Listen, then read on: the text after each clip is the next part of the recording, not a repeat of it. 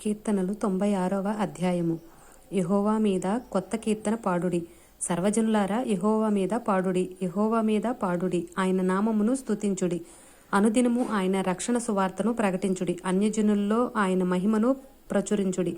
సమస్త జనములలో ఆయన ఆశ్చర్య కార్యములను ప్రచురించుడి. యెహోవా మహత్యము గలవాడు. ఆయన అధిక స్తోత్రము పొందదగినవాడు.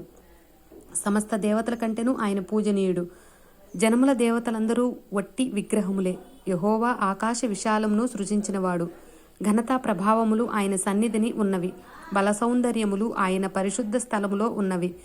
జనముల కుటుంబములారా యెహోవాకు చెల్లించుడి. మహిమా బలములు యెహోవాకు చెల్లించుడి. యెహోవా నామమునకు తగిన మహిమ ఆయనకు చెల్లించుడి. నైవేద్యము తీసుకుని ఆయన ఆవరణంలోనికి రండి. పరిశుద్ధాలంకారములు ధరించుకుని యెహోవాకు నమస్కారము చేయుడి. సర్వభూజనులారా ఆయన సన్నిధిని వణుకుడి.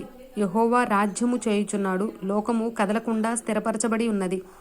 న్యాయమును బట్టి ఆయన జనములను పరిపాలన చేయును. ఈ సువార్తను అన్యజనుల్లో ప్రకటించుడి. యెహోవా వేంచేయుచున్నాడు. ఆకాశము సంతోషించునుగాక. భూమి ఆనందించునుగాక. సముద్రమును దాని సంపూర్ణతయు ఘోషించునుగాక. పొలమును దాని అందుగల సర్వమును యెహోవా సన్నిధిని ప్రహర్షించునుగాక. వనవృక్షములన్నీయు ఉత్సాహధ్వని చేయునుగాక. భూజనులకు తీర్పు తీర్చుటకై యెహోవా వేంచేయుచున్నాడు. న్యాయమును బట్టి లోకమునకు, తన విశ్వాస్యతను బట్టి జనములకు ఆయన తీర్పు తీర్చును. ఆమేన్.